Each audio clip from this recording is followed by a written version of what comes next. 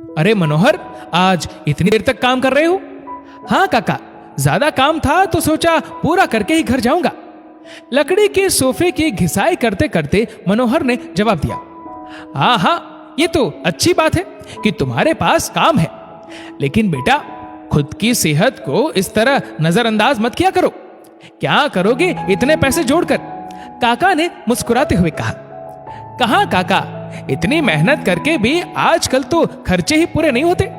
अभी बेटे की इंजीनियरिंग की पढ़ाई चल रही है और आप तो जानते ही है बिटिया का ब्याह भी तो करना है। हाँ मनोहर, मैं जानता हूं इंसान की जरूरतें और ख्वाहिशें कभी खत्म नहीं होती।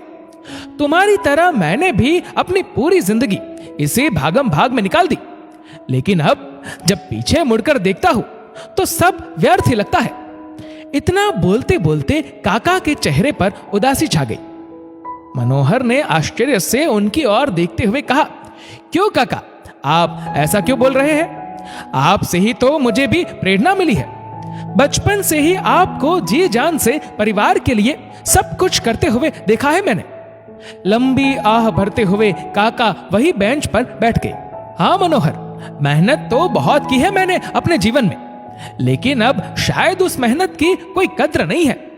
अपने बच्चों को संसार की सारी खुशियां जो देना चाहता था, खुद को एक अच्छा पिता साबित करने के लिए मैंने हर संभव प्रयास किया। एक एक ईंट जोड़कर पक्का मकान खड़ा किया था। तेरे काके के सारे गहने भी इसी की भेंट चढ़ गए। फिर भी हम खुश थे कि बच्चों को कभी किसी चीज की कमी महसूस नहीं होने दी। बिटिया का ब्याह भी बड़े धूमधाम से किया था, याद है ना तुझे?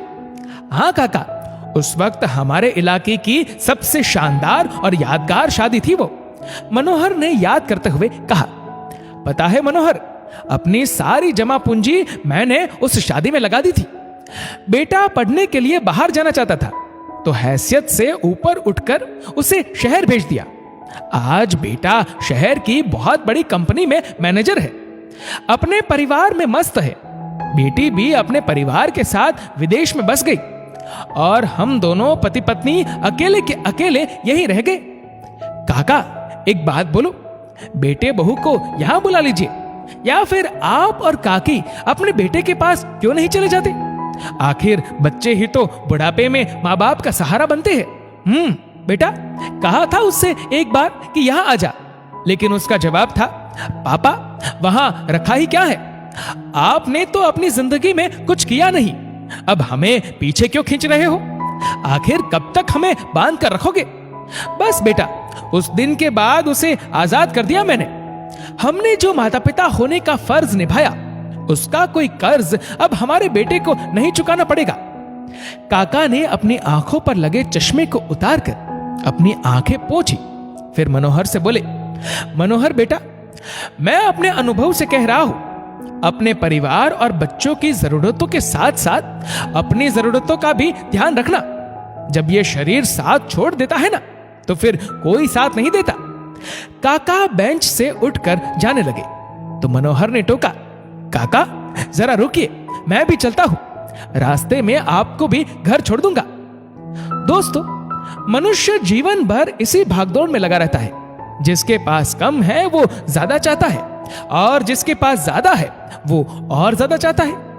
माँ बाप बच्चों की जरूरतें और ख्वाहिशें पूरी करते करते खुद की जरूरतों को भी नजरअंदाज कर देते हैं। इसलिए अपने बच्चों को आत्मनिर्भर बनाए, लेकिन खुद भी किसी पर निर्भर मत रहे।